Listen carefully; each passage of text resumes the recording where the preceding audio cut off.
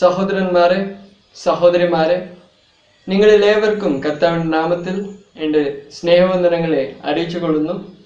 ഈ സന്ദർഭത്തിൽ ഞാൻ നിങ്ങളോടൊപ്പം പങ്കുവെക്കുവാൻ ആഗ്രഹിക്കുന്ന വിഷയം, നമ്മുടെ ജീവിതത്തിൽ നമ്മൾ എന്തൊരു കാര്യം ചെയ്താലും ഏതൊരു കാര്യം പറഞ്ഞാലും നമ്മളൊരു ഉദ്ദേശം വെച്ചുകൊണ്ടാണ്, ഒരു താല്പര്യത്തോടാണ് നമ്മൾ എല്ലാം ചെയ്യുന്നതും പറയുന്നതും. ചില സമയത്ത് നമ്മൾ ഇങ്ങനെ പറയാറുണ്ട്, ആ ഒരു വ്യക്തി അവൻ ചെയ്തത് നല്ലതാണ്, നല്ലൊരു കാര്യമാണ് ചെയ്തത്, എന്നാൽ അവൻ്റെ താല്പര്യം നല്ലതല്ലായിരുന്നു എന്ന്.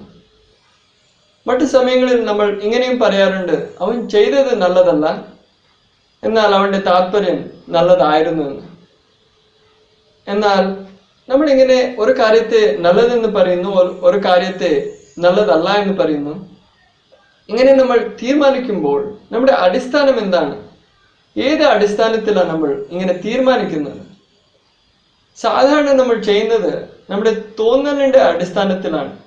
നമുക്ക് എന്താണ് തോന്നുന്നത്, നമുക്ക് ഏത് കാര്യമാണ് ശരിയാണെന്ന് തോന്നുന്നത്, അതിനെ നമ്മൾ ശരിയാണെന്ന് തീരുമാനിക്കുന്നു.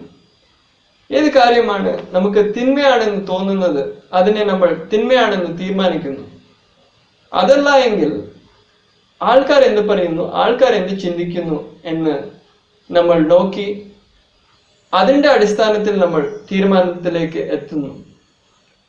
പലപ്പോഴും നമ്മൾ ഒരു കാര്യത്തെ ചെയ്യുവാൻ തുടങ്ങുമ്പോൾ നമ്മുടെ ഉള്ളിൽ പൊങ്ങി വരുന്ന ഒരു ചിന്തയാണ്, ആൾക്കാർ എന്ത് ചിന്തിക്കും, ആൾക്കാർ എന്നെക്കുറിച്ച് എന്ത് പറയും, ഈ ഒരു കാര്യത്തെ ഞാൻ ചെയ്താൽ ആൾക്കാർ എന്ത് പറയും, ഈ ഒരു കാര്യത്തെ ഞാൻ ചെയ്തില്ലെങ്കിൽ അവർ എന്ത് ചിന്തിക്കും. ഈ ഒരു ചിന്ത ഉള്ളിൽ ഉള്ളത് കൊണ്ട് നമ്മൾ പല കാര്യങ്ങൾ ചെയ്യുന്നു, പല കാര്യങ്ങൾ നമ്മൾ ചെയ്യാതെ പോകുന്നു. എന്നാൽ ഇന്ന് പ്രാധാന്യമുള്ളത്, ആവശ്യമുള്ളത് ആൾക്കാർ എന്ത് പറയുന്നു എന്നല്ല, നിങ്ങൾക്ക് സ്വയമേ എന്താണ് തോന്നുന്നത് എന്നല്ല. പ്രാധാന്യമുള്ളതെന്ന് നിങ്ങൾ ഇത് മനസ്സിലാക്കണം. നിങ്ങളുടെ സൃഷ്ടിതാവിൻ്റെ ദൃഷ്ടിയിൽ എന്താണ് ശരി, എന്താണ് തെറ്റ്? നിങ്ങൾ ഓരോരുത്തരെയും സൃഷ്ടിച്ച ആ സൃഷ്ടിതാവായ ദൈവത്തിൻ്റെ ദൃഷ്ടിയിൽ എന്താണ് ശരി, എന്താണ് തെറ്റ്? അതാണ് നിങ്ങൾ ഇന്ന് മനസ്സിലാക്കേണ്ടത്. അതാണ് ഇന്ന് പ്രാധാന്യമുള്ളത്. ദൈവം നമ്മുടെ ജീവിതത്തിൻ്റെ കുറിച്ച് എന്താണ് ആഗ്രഹിക്കുന്നത്, എന്താണ് ഉദ്ദേശിക്കുന്നത്, നമ്മൾ എങ്ങനെ ആയിരിക്കണം, എങ്ങനെ ജീവിക്കണം, ഈ ഭൂമിയിൽ നമ്മുടെ ജീവിതം എങ്ങനെ ജീവിക്കണമെന്നാണ് ദൈവം നമ്മിൽ നിന്ന് ആഗ്രഹിക്കുന്നത്. അതാണ് നമ്മൾ മനസ്സിലാക്കേണ്ടത്. ദൈവം തൻ്റെ ഇഷ്ടത്തെ, ദൈവം തൻ്റെ ഹിതത്തെ തൻ്റെ വിശുദ്ധ വചനത്തിൽ വെളിപ്പെടുത്തിയിട്ടുണ്ട്. ആകയാൽ നമ്മൾ ദൈവവചനത്തിന്മേൽ നമ്മുടെ ശ്രദ്ധയെ തിരിക്കാം. ദൈവവചനത്തിൽ നിന്ന് ഒരു വാക്യത്തെ വായിക്കാം. അപ്പോസ്തലനായ പൗലോസ് കൊരിന്ത്യർക്ക് എഴുതിയ 1-ാമത്തെ ലേഖനത്തിൽ 10-ാമത്തെ അധ്യായം 31-ാമത്തെ വാക്യം. 1 കൊരിന്ത്യർ 10-ാമത്തെ അധ്യായം 31-ാമത്തെ വാക്യം. അവിടെ നമ്മൾ ഇങ്ങനെയാണ് വായിക്കുന്നത്: ആകയാൽ നിങ്ങൾ തിന്നാലും കുടിച്ചാലും എന്ത് ചെയ്താലും എല്ലാം ദൈവത്തിൻ്റെ മഹത്വത്തിനായി ചെയ്യുവിൻ. ഇവിടെ ദൈവത്തിൻ്റെ വചനം നമുക്ക് ദൈവത്തിൻ്റെ ഹിതത്തെ എത്ര തെളിവായിട്ടാണ് വെളിപ്പെടുത്തി തരുന്നത്. ദൈവം നമ്മിൽ നിന്ന് ആഗ്രഹിക്കുന്നത് എന്താണ്, നമ്മൾ എങ്ങനെ ജീവിക്കണമെന്നാണ് ദൈവത്തിൻ്റെ ആഗ്രഹം, ദൈവത്തിൻ്റെ ഹിതം. ദൈവം നമ്മിൽ നിന്ന് ആഗ്രഹിക്കുന്നത് എന്തെന്ന് ചോദിച്ചാൽ, നമ്മൾ ജീവിതത്തിൽ എന്ത് ഒരു കാര്യം ചെയ്താലും ദൈവത്തിൻ്റെ മഹത്വത്തിന് വേണ്ടി ആയിരിക്കണം അത് ചെയ്യുന്നത്. അത് മാത്രമായിരിക്കണം നമ്മുടെ ലക്ഷ്യം. ഏതൊരു കാര്യം ചെയ്താലും അതിൻ്റെ പിന്നിലുള്ള ലക്ഷ്യം, നമ്മുടെ ലക്ഷ്യം ദൈവത്തെ നമ്മൾ മഹത്വപ്പെടുത്തണം, അവനെ ഞാൻ പ്രസാദിപ്പിക്കണം. അതായിരിക്കണം എൻ്റെ ലക്ഷ്യം. എന്നാൽ സാധാരണ അതല്ല നമ്മൾ ചെയ്യുന്നത്. അങ്ങനെയല്ല നമ്മൾ ജീവിക്കുന്നത്. നമ്മൾ ജീവിക്കുന്നത് നമുക്ക് വേണ്ടി തന്നെയാണ്, നമ്മുടെ സ്വയത്തിന് വേണ്ടി തന്നെയാണ്. നമ്മുടെ ആഗ്രഹം എന്താണ്, നമുക്ക് എന്താണ് ഇഷ്ടം, നമുക്ക് എന്താണ് ഇഷ്ടമല്ലാത്തത്, അതിനനുസരിച്ചാണ് നമ്മൾ ജീവിച്ചു പോകുന്നത്. എന്ന് ചോദിച്ചാൽ മനുഷ്യന്റെ പ്രകൃതിയിൽ തന്നെ സ്വാർത്ഥത പറഞ്ഞ ഒരു സംഗതി കിടപ്പുണ്ട്. ഈ സ്വാർത്ഥത ഉള്ളത് കൊണ്ട് മനുഷ്യൻ ജീവിക്കുന്നത് അവന് വേണ്ടി തന്നെയാണ്. ഇതൊരു സ്വാഭാവികമായിട്ടുള്ള ഒരു കാര്യമാണ്. എന്നാൽ അതിൻ്റെ അർത്ഥം ഇത് ശരിയാണ് എന്നല്ല. ശരിയായിട്ടുള്ള കാര്യം എന്തെന്ന് ചോദിച്ചാൽ നമ്മെ സൃഷ്ടിച്ചവന് വേണ്ടി ജീവിക്കണം. നമ്മെ സൃഷ്ടിച്ചവൻ ആരാണ്, നമ്മുടെ സൃഷ്ടിതാവായ ദൈവം ആരാണോ അവന് വേണ്ടിയാണ് നമ്മൾ ജീവിക്കേണ്ടത്. അവന്റെ നാമത്തിന്റെ മഹത്വത്തിന് വേണ്ടിയാണ് നമ്മൾ നമ്മുടെ ജീവിതത്തിൽ ചെയ്യുന്ന എല്ലാ കാര്യങ്ങളെ ചെയ്യേണ്ടത്. എന്നാൽ നമ്മൾ അങ്ങനെ ചെയ്യാതെ നമുക്ക് വേണ്ടി തന്നെ ജീവിച്ചു പോകുന്നതിൻ്റെ കാരണം നമ്മൾ ദൈവത്തിന് ഒന്നാമത്തെ സ്ഥാനം കൊടുക്കുന്നില്ല. നമ്മുടെ ജീവിതത്തിൽ ഒന്നാമത്തെ സ്ഥാനം ദൈവത്തിനാണ് കൊടുക്കേണ്ടത്. അത് കഴിഞ്ഞിട്ടാണ് രണ്ടാമത്തെ സ്ഥാനമാണ് മറ്റ് എല്ലാ മനുഷ്യർക്കും കൊടുക്കേണ്ടത്. അത് കഴിഞ്ഞിട്ടാണ് ഒടുവിലത്തെ സ്ഥാനമാണ് നമ്മുടെ സ്വാർത്ഥതയെ വെക്കേണ്ടത്. നമ്മുടെ സ്വന്തം കാര്യങ്ങൾക്ക് ഒടുവിലത്തെ സ്ഥാനമാണ് നമുക്ക് കൊടുക്കാനുള്ളത്. ദൈവത്തിന് ആദ്യത്തെ സ്ഥാനം, ഒന്നാമത്തെ സ്ഥാനം, മറ്റ് മനുഷ്യർക്ക് രണ്ടാമത്തെ സ്ഥാനം, മൂന്നാമത് ഒടുവിലായി നമ്മുടെ സ്വന്ത ആഗ്രഹങ്ങൾ, സ്വന്ത താല്പര്യങ്ങൾ, നമ്മുടെ സ്വാർത്ഥത അത് ഒടുവിലത്തെ സ്ഥാനത്തിലേക്ക് നമ്മൾ മാറ്റിവെക്കേണ്ടതാകുന്നു. എന്നാൽ അപ്പോൾ മാത്രമേ നമ്മൾ ദൈവത്തെ നമ്മൾ ശരിക്കും വാസ്തവമായി മഹത്വപ്പെടുത്തുവാൻ സാധ്യമാവുകയുള്ളൂ. ഇവിടെ ദൈവത്തിൻ്റെ വചനം നമ്മൾ വായിക്കുമ്പോൾ മറ്റൊരു കാര്യം നമ്മൾ മനസ്സിലാക്കുവാൻ കഴിയുന്നത് എന്തെന്ന് ചോദിച്ചാൽ, ഇവിടെ നമ്മൾ വായിക്കുന്നത് ദൈവത്തിൻ്റെ മഹത്വത്തിനായി ചെയ്യുവിൻ. ഈ ഒരു പദപ്രയോഗത്തെ നമ്മൾ ഇതിൻ്റെ മൂലഭാഷയിൽ വായിച്ചാൽ നമുക്ക് തെളിവായിട്ട് മറ്റൊരു കാര്യത്തെ നമുക്ക് മനസ്സിലാക്കാൻ കഴിയും. അതെന്തെന്ന് ചോദിച്ചാൽ, ദൈവം നമ്മളോട് ഇത് പറയുമ്പോൾ ഇതൊരു കൽപ്പനയാണ്. ഇതൊരു ബുദ്ധിവാദത്തിൻ്റെ ഒരു ചെറിയൊരു പറച്ചിലല്ല. ദൈവം ഈ കാര്യം പറയുമ്പോൾ, അവന്റെ മഹത്വത്തിനായി നമ്മൾ ജീവിക്കണമെന്ന് പറയുമ്പോൾ, നമ്മൾ നിന്ന് ആവശ്യപ്പെടുമ്പോൾ, ഇതൊരു ബുദ്ധിവാദമല്ല. ഇതിൽ നിന്ന് നമുക്കൊരു ഓപ്ഷൻ ഇല്ല. ഇത് ചെയ്യണോ ചെയ്യേണ്ടായോ, എനിക്ക് ഇത് ഇഷ്ടമാണോ ഇഷ്ടം അല്ലയോ എന്ന് നമുക്ക് ചിന്തിക്കുവാൻ ഒരു അവകാശവുമില്ല. എങ്ങനെയെന്ന് ചോദിച്ചാൽ ഇതൊരു കൽപ്പനയാണ്. കൽപ്പനയായിട്ടാണ് ദൈവം നമ്മോട് പറയുന്നത്, ഇങ്ങനെ ആയിരിക്കണം നീ ജീവിക്കുന്നത്, ഞാനാണ് നിന്നെ സൃഷ്ടിച്ചത്, നീ ഇങ്ങനെ ജീവിക്കണം. ഇത് ഒരു കൽപ്പനയാണ്. നീ ഇത് ചെയ്തില്ലെങ്കിൽ ശിക്ഷയുണ്ട്. നമ്മൾ ഈ കൽപ്പനയെ ലംഘിച്ചാൽ നമുക്ക് ശിക്ഷയുണ്ട്. നമുക്ക് ഇതിലെ ചെയ്യണോ വേണ്ട എന്ന് ചിന്തിക്കുവാൻ നമുക്ക് ഒരു അവകാശവുമില്ല. ഇത് ചെയ്തേ മതിയാവുകയുള്ളൂ. ഇതൊരു കൽപ്പനയാണ്.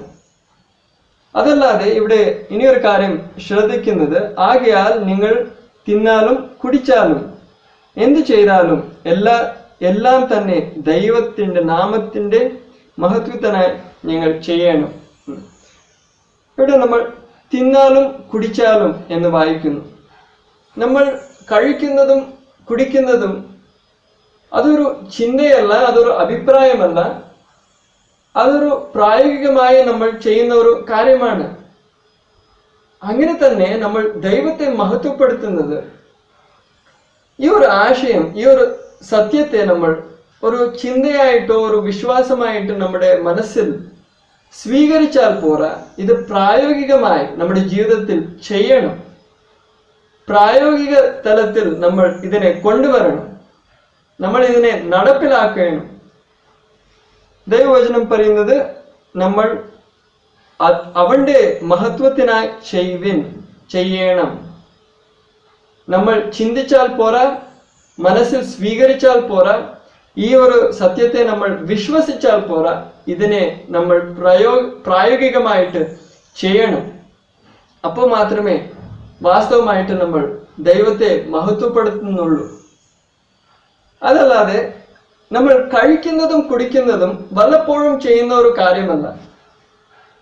നമ്മൾ ദിവസേന എല്ലാ ദിവസവും നമ്മൾ ചെയ്യുന്ന ഒരു കാര്യമാണ് കഴിക്കുന്നതും കുടിക്കുന്നതും.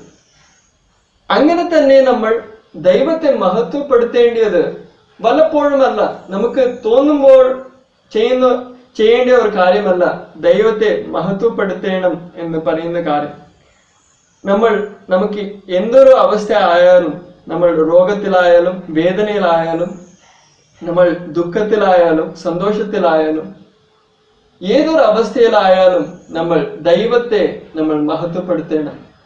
അവന്റെ ഹിതത്തെ നമ്മൾ നിറവേറ്റണം. അവന് വേണ്ടി മാത്രമാണ് നമുക്ക് ജീവിക്കേണ്ടത്. അതല്ലാതെ മറ്റൊരു കാര്യം ഈ വചനത്തിൽ ഈ വാക്യത്തിൽ നമ്മൾ ശ്രദ്ധിക്കുന്നത്, ആകയാൽ നിങ്ങൾ തിന്നാലും കുടിച്ചാലും എന്ത് ചെയ്താലും എല്ലാം ദൈവത്തിന്റെ മഹത്വത്തിനായി ചെയ്യുവിൻ. എന്ത് ചെയ്താലും എല്ലാം. ഈ പദങ്ങളിൽ നിന്ന് നമുക്ക് മനസ്സിലാകുന്നത്, നമ്മുടെ ജീവിതത്തിൽ ഒരു ക്ഷേത്രവുമില്ല നമുക്ക് വേണ്ടി തന്നെ ജീവിക്കുവാൻ, നമ്മുടെ ഇഷ്ടത്തെ നിറവേറ്റുവാൻ ഒരു ക്ഷേത്രവുമില്ല, ഒരു ഭാഗവുമില്ല. നമ്മുടെ ജീവിതത്തിന്റെ എല്ലാ ഭാഗങ്ങളിലും, എല്ലാ ക്ഷേത്രങ്ങളിലും നമ്മൾ ദൈവത്തെയാണ് നമ്മൾ ഉയർത്തേണ്ടത്, ദൈവത്തെയാണ് നമ്മൾ മഹത്വപ്പെടുത്തേണ്ടത്. നമുക്ക് തന്നെ നമ്മുടെ ഇഷ്ടത്തെ തന്നെ നിറവേറ്റുവാൻ നമ്മുടെ ജീവിതത്തിൽ ഒരു സ്ഥലവുമില്ല. എന്നാൽ ദൈവം ഇങ്ങനെ അവന്റെ നാമത്തിനായി, അവന്റെ മഹത്വത്തിനായി നമ്മൾ ജീവിക്കണമെന്ന് നമ്മൾ നിന്ന് ആഗ്രഹിക്കുമ്പോൾ, ആവശ്യപ്പെടുമ്പോൾ, അത് നമ്മൾ ബാഹ്യമായിട്ട് ചെയ്യുന്ന കാര്യങ്ങളുടെ മാത്രമല്ല ദൈവം ഉദ്ദേശിക്കുന്നത്. നമ്മൾ എന്താണ് ബാഹ്യമായിട്ട് ചെയ്യുന്നത് അത് മാത്രമല്ല, നമ്മുടെ ഉള്ളിന്റെ ഉള്ളിൽ എന്താണ് കിടക്കുന്നത്, നമ്മുടെ ഹൃദയം എങ്ങനത്തേതാണ്, നമ്മുടെ ചിന്ത എങ്ങനത്തേതാണ്, നമ്മുടെ ഹൃദയത്തിലുള്ള ആഗ്രഹം എന്താണ്, അതിന്മേലാണ് ദൈവത്തിന്റെ നോട്ടം. ഇന്ന് ദൈവത്തിന്റെ നോട്ടം നിങ്ങളുടെ ഹൃദയത്തിന്മേലാണ്. നിങ്ങൾ എന്താണ് ചിന്തിക്കുന്നത്, നിങ്ങളുടെ ആഗ്രഹം എന്താണ്, നിങ്ങളുടെ സ്വന്തം ആഗ്രഹങ്ങളെ നിറവേറ്റണമെന്നാണോ ദൈവത്തെ വിളിക്കുന്നത്? പലരും ദൈവത്തെ വിളിക്കുന്നു, പ്രാർത്ഥിക്കുന്നു, ആരാധിക്കുന്നു. എന്തിന്? ദൈവം പ്രസാദിച്ചാൽ അവരുടെ ആഗ്രഹം നിറവേറ്റും. ആ ഒരു ആകാംക്ഷയോട് അവർ ദൈവത്തെ സമീപിക്കുന്നു, പ്രാർത്ഥിക്കുന്നു, നിലവിളിക്കുന്നു, ആരാധിക്കുന്നു. ഇതെല്ലാം ചെയ്യുന്നത് ഉള്ളിന്റെ ഉള്ളിൽ ഒരു ചിന്ത കിടപ്പുണ്ട്. ഞാൻ ഇതെല്ലാം ചെയ്ത് ദൈവത്തെ പ്രസാദിച്ചാൽ എൻ്റെ ആഗ്രഹങ്ങൾ ദൈവം നിറവേറ്റി തരും. ഈ ഒരു ആഗ്രഹം വെച്ചുകൊണ്ടാണ് ദൈവത്തെ വിളിക്കുന്നത്. ദൈവത്തിന്റെ നോട്ടം നിങ്ങളുടെ ഹൃദയത്തിന്മേലാണ്. നിങ്ങളുടെ ആഗ്രഹം ഇന്ന് എന്താണ്? ദൈവത്തെ പലരും അങ്ങനെ അവരുടെ ആഗ്രഹത്തിന്റെ പൂർത്തിക്കായിട്ട് ഉപയോഗിക്കുവാൻ പ്രയത്നിക്കുന്നു. എന്നാൽ ദൈവവചനം പറയുന്നത്, അവന്റെ ആഗ്രഹം നമ്മൾ നിറവേറ്റണം. അവൻ നമ്മുടെ ആഗ്രഹം നിറവേറ്റുന്നതല്ല, നമ്മൾ അവന്റെ ആഗ്രഹം നിറവേറ്റണം. അവന്റെ ഹിതം നമ്മളാണ് ചെയ്യേണ്ടത്. അതാണ് ദൈവത്തിന്റെ വചനം നമുക്ക് പറയുന്നത്. എന്നാൽ ഇങ്ങനെ നമ്മുടെ ഉള്ളിന്റെ ഉള്ളിൽ ഉള്ള ആഗ്രഹങ്ങൾ മാറണമെങ്കിൽ നമ്മൾ സ്വയമേ നമ്മുടെ ഹൃദയത്തെ മാറ്റുവാൻ സാധിക്കുകയില്ല. എന്നാൽ ദൈവം നമ്മുടെ ഹൃദയത്തെ മാറ്റും. എന്നാൽ അതിനുവേണ്ടി നമ്മെ തന്നെ ദൈവത്തിന്റെ കരങ്ങളിൽ ഏൽപ്പിച്ചു കൊടുക്കണം. ദൈവമേ, എൻ്റെ ഉള്ളിന്റെ ഉള്ളിലുള്ള ചിന്തകളെ മാറ്റണമേ. ദൈവത്തിന്റെ വചനം ഞാൻ സ്വീകരിക്കുമ്പോൾ ഇത് എനിക്ക് വേണ്ടിയാണ്, ഇത് എഴുതപ്പെട്ടിരിക്കുന്ന വചനം ഇത് എനിക്ക് വേണ്ടിയാണ്, ഇത് എനിക്ക് ഇഷ്ടമുണ്ടോ എന്നല്ല, ഇത് സത്യമാണ്, ഇത് എനിക്ക് വേണ്ടിയാണ് എഴുതപ്പെട്ടിരിക്കുന്നത്, ഇതിനെ ഞാൻ സ്വീകരിക്കുന്നു. ഇങ്ങനെ ആയിരിക്കും ഞാൻ ജീവിക്കുന്നത്. ദൈവത്തിന്റെ സഹായത്താൽ, ദൈവത്തിന്റെ കൃപയാൽ ഇങ്ങനെ ആയിരിക്കും ഞാൻ ജീവിക്കുന്നത്. ഈ വചനത്തെ ഞാൻ സ്വീകരിക്കുന്നു, ഈ സന്ദേശത്തെ ഞാൻ സ്വീകരിക്കുന്നു, ഇതിനെ ഞാൻ പാലിക്കും. അതല്ലാതെ ദൈവാത്മാവെ എൻ്റെ ഉള്ളിൽ വന്ന് കാര്യം ചെയ്യണമേ, എന്നെ നടത്തേണമേ, എൻ്റെ സ്വഭാവത്തെ രൂപീകരിക്കണമേ, രൂപാന്തരപ്പെടുത്തണമേ. അങ്ങനെ ആത്മാർത്ഥമായിട്ട് ഇങ്ങനെ പ്രാർത്ഥിച്ചാൽ ദൈവം നമ്മെ രൂപാന്തരപ്പെടുത്തും.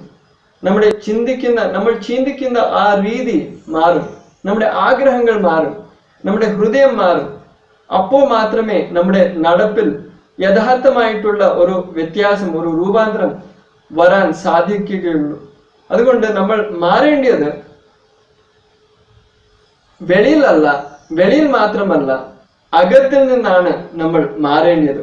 ഉള്ളിന്റെ ഉള്ളിൽ വലിയൊരു രൂപാന്തരം നടക്കേണ്ടത് ആവശ്യമായിരിക്കുന്നു. അതിനുവേണ്ടി നമ്മൾ ദൈവത്തിന് നമ്മെ തന്നെ സമർപ്പിച്ചു കൊടുക്കാം. അങ്ങനെ നമ്മൾ ദൈവത്തിന് വേണ്ടി നമ്മൾ ജീവിക്കുവാൻ ആഗ്രഹിക്കുമ്പോൾ നമ്മുടെ ഉള്ളിൽ ഉള്ള മനോഭാവം ഇതായിരിക്കണം: ഞാൻ ഏതൊരു കാര്യം ചെയ്താലും അത് ഞാൻ ദൈവത്തിന് വേണ്ടിയാണ് ചെയ്യുന്നത്. ഞാൻ ജോലി ചെയ്യുന്നതായിരിക്കും, ഞാൻ സമ്പാദിക്കുന്നത് എനിക്ക് വേണ്ടി, എൻ്റെ കുടുംബത്തിന് പോഷിക്കുന്നത് വേണ്ടി ആയിരിക്കും. അത് വാസ്തവമാണ്, അത് സത്യമാണ്. എന്നാൽ അതിന് ഉപരി എനിക്ക് ഒരു സത്യം മനസ്സിലായി: ദൈവമാണ് എന്നെ സൃഷ്ടിച്ചത്, ദൈവമാണ് ഈ ലോകത്തിൽ എന്നെ വെച്ചിരിക്കുന്നത്. അതുകൊണ്ട് ഞാൻ അവന് വേണ്ടിയാണ് ജീവിക്കേണ്ടത്. അതുകൊണ്ട് ഞാൻ ജീവിതത്തിൽ ഏതൊരു കാര്യം ചെയ്താലും അവനെ പ്രസാദിപ്പിച്ചുകൊണ്ട് അവന് വേണ്ടി ഞാൻ ചെയ്യും.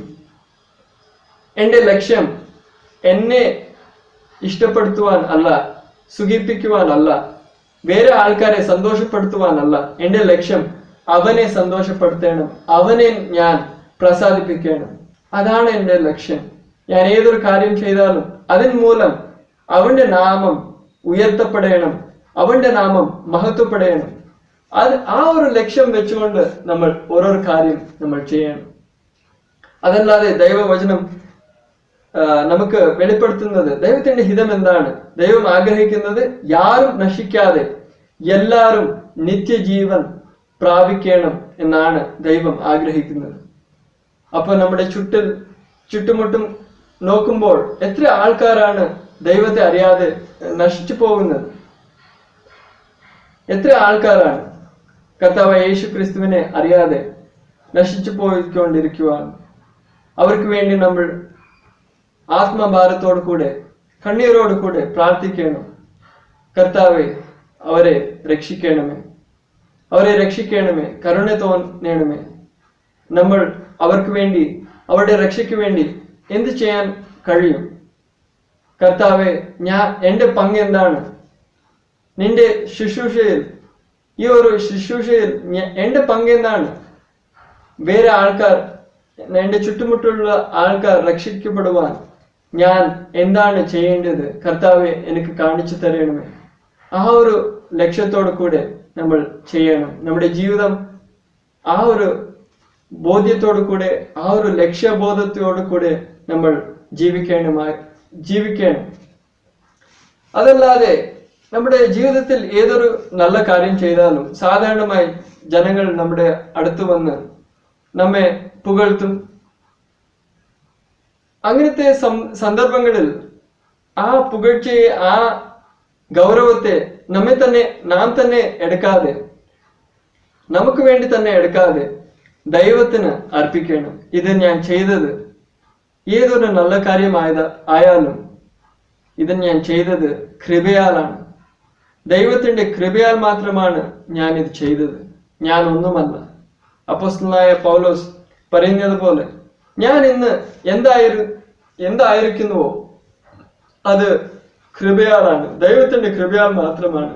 ദൈവത്തിന്റെ കൃപയല്ലാതെ ഞാൻ ഒന്നുമില്ല. ഇതൊരു സത്യമാണ്. നമ്മൾ ദൈവത്തിന് എല്ലാ പുകഴ്ചയും മഹിമയും മഹത്വവും അർപ്പിക്കുമ്പോൾ അത് നമ്മൾ ദൈവത്തിനൊരു ഉപകാരമല്ല ചെയ്യുന്നത്. ഇതൊരു സത്യമാണ്. നിങ്ങൾ ഏതൊരു നല്ല കാര്യവും ചെയ്താലും ദൈവം നിങ്ങൾക്ക് ആരോഗ്യം കൊടുത്തില്ലായിരുന്നെങ്കിൽ, നിങ്ങൾക്ക് സമയം കൊടുത്തില്ലായിരുന്നെങ്കിൽ, നിങ്ങൾക്ക് വേണ്ടപ്പെട്ട എല്ലാ ഫെസിലിറ്റീസ്, എല്ലാ സൗലഭ്യങ്ങൾ കൊടുത്തില്ലായിരുന്നെങ്കിൽ നിങ്ങൾ എന്ത് ചെയ്യുമായിരുന്നു? എന്ത് ചെയ്യുവാൻ കഴിയുമായിരുന്നു? ദൈവത്തിൻ്റെ കൃപയാൽ മാത്രമാണ് നിങ്ങൾ ഏതൊരു കാര്യം ചെയ്തതും. അതുകൊണ്ട് ആൾക്കാർ നിങ്ങളെ പുകഴ്ത്തുമ്പോൾ ദൈവത്തിന് മഹത്വം അർപ്പിക്കുക. ദൈവത്തിന് മാത്രമാണ് എല്ലാ മഹത്വത്തിനും യോഗ്യത ഉള്ളത്, അർഹതയുള്ളത്. അതുകൊണ്ട് നമ്മൾ ജീവിതത്തിൽ മുമ്പോട്ട് പോകുമ്പോൾ നിങ്ങൾ നിങ്ങളുടെ ഓരോ ദിവസത്തിലും ഈ ഒരു തിരഞ്ഞെടുപ്പ് നിങ്ങളുടെ മുമ്പിലുണ്ട്. നിങ്ങൾക്ക് വേണ്ടി ജീവിക്കുമോ, ദൈവത്തിന് വേണ്ടി ജീവിക്കുമോ? നിങ്ങളുടെ ഇഷ്ടം എന്താണോ അത് നോക്കിയിട്ട് ജീവിക്കുമോ? നിങ്ങളുടെ സൃഷ്ടിതാവിന്റെ ഹിതം എന്താണ്, അവന്റെ നാമത്തിന്റെ മഹത്വത്തിന് വേണ്ടി ജീവിക്കുമോ? ഇത് നിങ്ങളാണ് തിരഞ്ഞെടുക്കേണ്ടത്. ദൈവത്തിന്റെ വചനം നമ്മളോട് പറയുന്നത്, കൽപ്പിക്കുന്നത്, നിങ്ങൾ എന്ത് ചെയ്താലും, നിങ്ങളുടെ ജീവിതത്തിൽ നിങ്ങൾ എന്തൊരു ചെറിയ കാര്യമായിരിക്കട്ടെ വലിയ കാര്യമായിരിക്കട്ടെ, എന്ത് ചെയ്താലും ദൈവത്തിന്റെ മഹത്വത്തിന് വേണ്ടി മാത്രം ചെയ്യുക. ദൈവത്തിന് മഹത്വം അർപ്പിച്ചുകൊണ്ട് ദൈവത്തിന്റെ നാമത്തിന്റെ മഹത്വത്തിന് വേണ്ടി മാത്രം ചെയ്യുക. കർത്താവ് നമ്മൾ ഏവരെയും ധാരാളമായി ആശീർവദിക്കട്ടെ.